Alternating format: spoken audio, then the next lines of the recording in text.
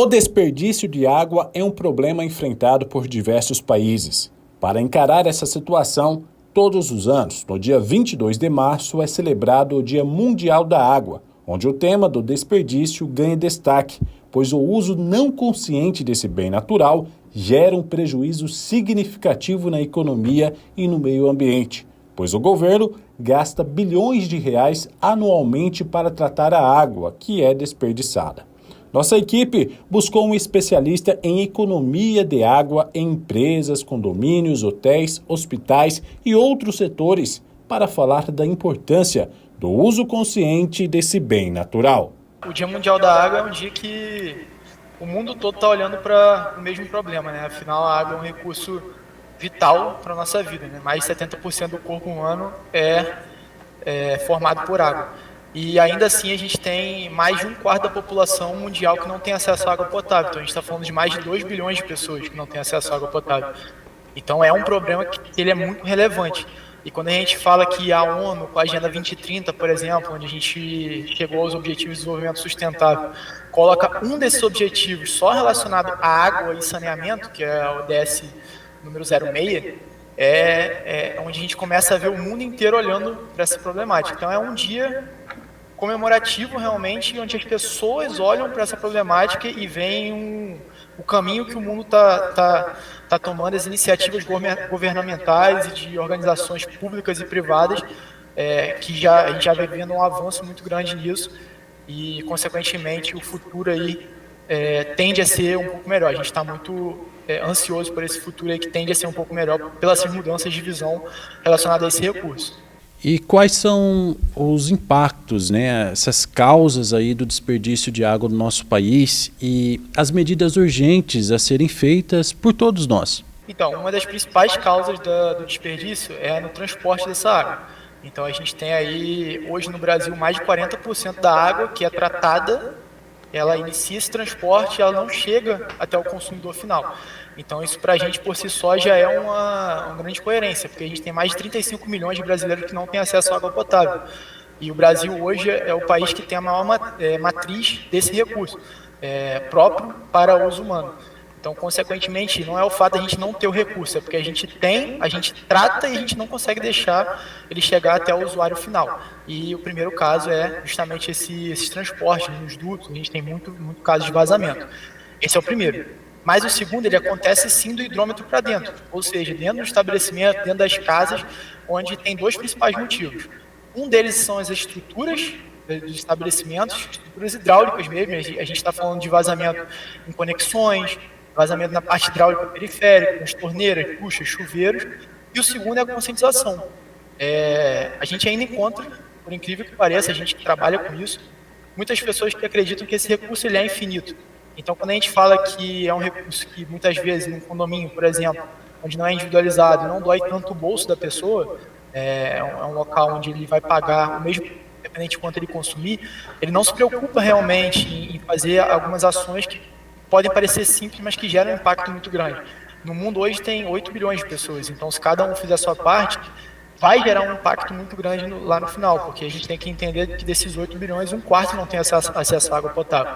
E aí são coisas simples, como desligar a torneira para escovar o dente, reutilizar uma água de máquina de lavar, por exemplo, tomar banhos mais curtos, aprender a correta forma de utilizar, por exemplo, a caixa acoplada do vaso sanitário através de um kit dual flush. Então são coisas que parecem que não têm tanta relevância, mas tem muita relevância se cada um fizer a sua parte. Então eu elencaria esse tripé realmente para falar assim, os principais problemas que estão gerando essa falta de água. Primeiro, e o maior e mais relevante, transporte. Segundo, falta de infraestrutura de qualidade. E em relação aos benefícios, você disse que infelizmente ainda nos dias de hoje muitas pessoas têm essa visão que a água é infinita, mas não é uma realidade. E os benefícios que a população, as empresas e diversos outros setores da sociedade têm ao aderir a esse uso consciente da água. O primeiro benefício é ter a água, porque as gerações futuras ela já não está tão distante. Quando a gente fala que se a gente mantiver os nossos hábitos de consumo, hoje a gente está falando de 33% da população, entre 20% a 33% que não tem acesso à água potável. E a gente está falando de 40% em 2030 já. Se a gente mantiver esses hábitos que a gente está agora, 40% da população não terá acesso à água potável em 2030. E não está distante, 2030 está próximo, sabe? E isso está próximo para o positivo, que são a Agenda 2030 da ONU, e para o negativo, que é para essa previsão que não é tão positiva assim, de ter 40% da população sem acesso à água potável. Então, a primeira questão é você ter acesso a esse recurso vital. A segunda questão é o bolso, porque aí a gente sai um pouco da sustentabilidade. A água ela tem ficado cada vez mais cara. E é simples, é oferta e demanda. A nossa demanda ela tem aumentado, porque a população ela tem crescido, isso é claro, é um fato, e ao mesmo tempo a gente tem diminuído, porque a gente tem diminuído a oferta, porque a gente tem muito desperdício. Então é a lei de oferta e demanda. Quando você tem uma demanda crescente, uma oferta diminuindo, fica mais caro, o recurso ele fica mais caro. Então por isso que a gente encontra hoje regiões do Brasil onde um metro cúbico está custando R$70. O que se a gente falasse 10 anos atrás, isso daí era impossível da gente imaginar, um metro cúbico custando R$70. E já tem outros locais que o metro cúbico ele custa 10. Por que isso daí acontece? Porque essa diferença é tão grande, tão gritante? É justamente por conta da lei de oferta e demanda. Então, assim, a gente precisa se conscientizar, primeiro, para a gente ter acesso a um recurso que ele é vital, e quando a gente fala que grande parte do globo terrestre é composto por água, pouca parte, menos de 1% dessa água, a gente consegue transformar ela em potável. Porque grande parte dela é uma água de sal, que hoje em dia tem sido feita algumas soluções para transformar água salgada em potável, mas é muito caro ainda é muito caro. E o que sobra são parte das águas que estão nos polos congeladas, e o resto que sobra é menos de 1% dessa água que a gente tem disponível, que a gente consegue transformar em potável com as tecnologias que a gente tem hoje a um preço e custo acessível. Então a gente tem uma escolha, ou a gente se conscientiza para a gente ter acesso a esse recurso, ou a gente vai pagar cada vez mais caro e vai ter cada vez menos. E essa empresa que você é sócio, a TID Sustentável, tem diversas contribuições, né, com relação aí à conscientização. Fale um pouco dessas conscientizações, né, aí os trabalhos que vocês fizeram e da empresa também.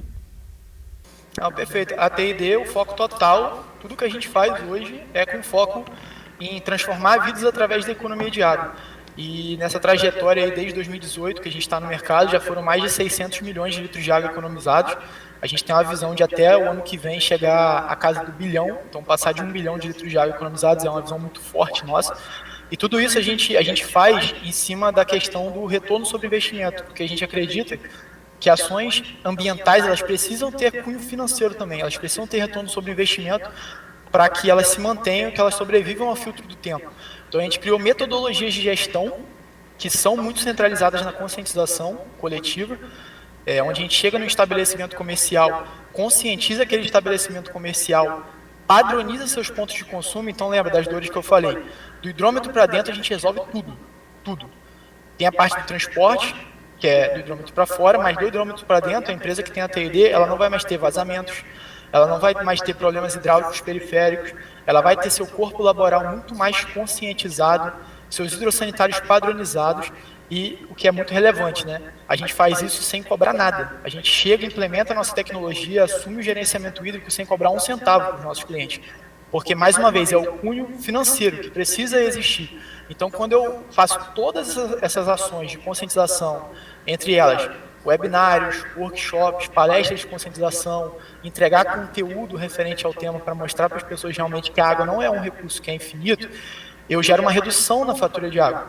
E eu sou remunerado com base nessa redução. O que eu recebo é parte dessa redução. Então, o meu cliente ele vai ter lucro no final da parceria. E aí a gente consegue atingir dois pilares muito importantes, que não é só a parte ambiental, é a sustentabilidade que realmente se sustenta financeiramente falando.